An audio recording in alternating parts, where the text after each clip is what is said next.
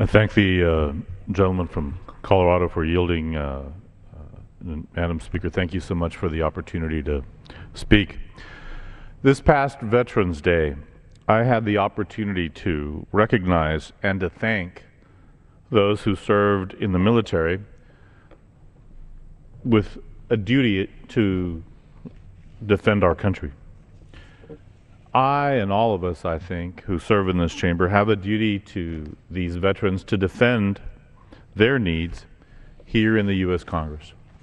And that would include the need for comprehensive immigration reform. I am very privileged to represent a portion of San Antonio, Texas,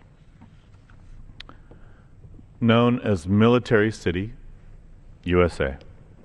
This past weekend, at a Veterans Day ceremony at Fort Sam Houston National Cemetery, there was a different aspect of that celebration for veterans. Because this past weekend, as we honored veterans on Veterans Day at Fort Sam Houston National Cemetery, there was also at that same site, that same location, that same time, a naturalization ceremony where 18 people, service members, were naturalized. Eddie Rivers, Theophilus Botchway, Lily Alexandra Caceres, Tashik Williams, Kawaku Basoa, Kenneth Francis, Nabiela Zamora, Maria Cervantes Ramos, Karina Garabet Ackridge, Larry Ndungu, Elkena Yader, Mario Alexis Mares, Omar Ruiz Perez, Guillermo Chavez Cardenas, Marlon Chris Gabriel, Petra Maria Thompson, Gabriel Agite. All of these were involved in a Veterans Day naturalization ceremony. They came from Dominica, Ecuador, Germany, Ghana, Honduras, the Ivory Coast, Jamaica, Kenya, Mexico, Sierra Leone, Trinidad and Tobago, and Syria. You see, each year, about 8,000 non-citizens join the U.S. military. Their sacrifices throughout history have been many. Immigrants who served in the U.S. military are enlistees like Lance Corporal Jose Gutierrez, who was the first U.S. serviceman killed in combat in Iraq some 10 years ago. Mr. Gutierrez, who was a native of Guatemala, arrived in the U.S. without documents at the age of 14. He received his U.S. citizenship posthumously after his supreme sacrifice. Others, like Alfred Rascon, who emerged from the war as high achievers. Mr. Rascon, who was an undocumented immigrant from Mexico, he was assigned to Fort Sam Houston for basic and for specialist medical training. He was awarded the Medal of Honor during the Vietnam War. He became a U.S. citizen, and he later served as director of the United States Selective Service System. The list of stories of non-citizens who have served in the U.S. military is a very long list.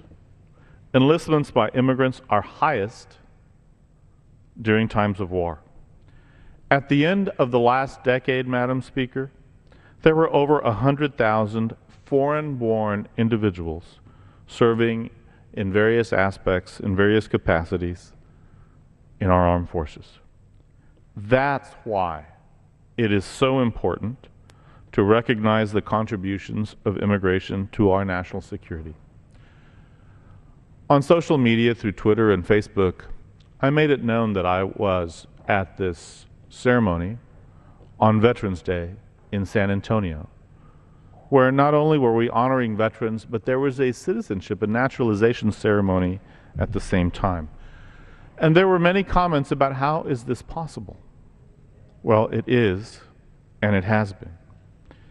In the years since 9/11 and the wars in Iraq and Afghanistan, we have, in fact, relied on immigrants in our military. Since 2002, over 89,000 military service members have become U.S. citizens. Immigrants in the military and other agencies critical to our national security have served as translators, for example.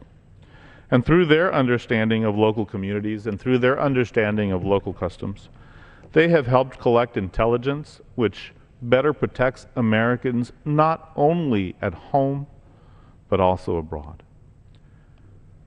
Unfortunately, today, the House leadership said that they would not consider immigration reform this year. And frankly, that is a real tragedy. They said they wouldn't even consider looking at the Senate bill as a starting point to negotiate. H.R. 15, of which I am a co-sponsor, has 190 other co-sponsors and 25 or so Republicans who have vowed to support it. And thus, the votes are there to pass immigration reform.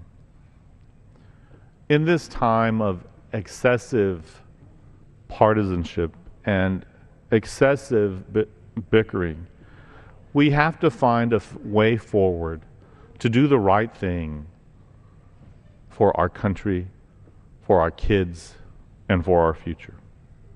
We have to figure out a way to succeed, even if we succeed sometimes in spite of ourselves. Especially in today's political climate, so many of us here in the House, we repeatedly talk about our commitment to principles, our commitment to fighting for what we as individual members believe in. But the reality is that in a House with 435 people and with 100 members of the Senate, an all-or-nothing attitude many times produces nothing. And that all-or-nothing attitude kills immigration reform. All-or-nothing attitude, it produces nothing for children who have known no other home than the United States and are here through no fault of their own.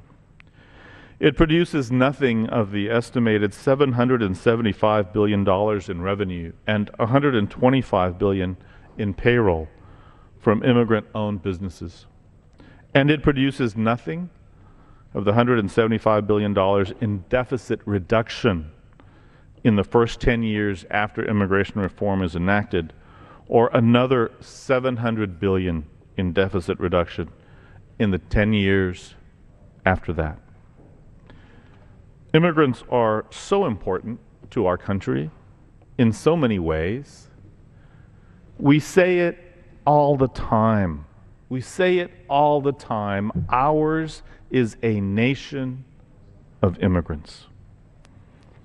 Immigration reform is critical to our economy, to our families, and yes, even to our national security. Madam Speaker, I yield back the balance of my time.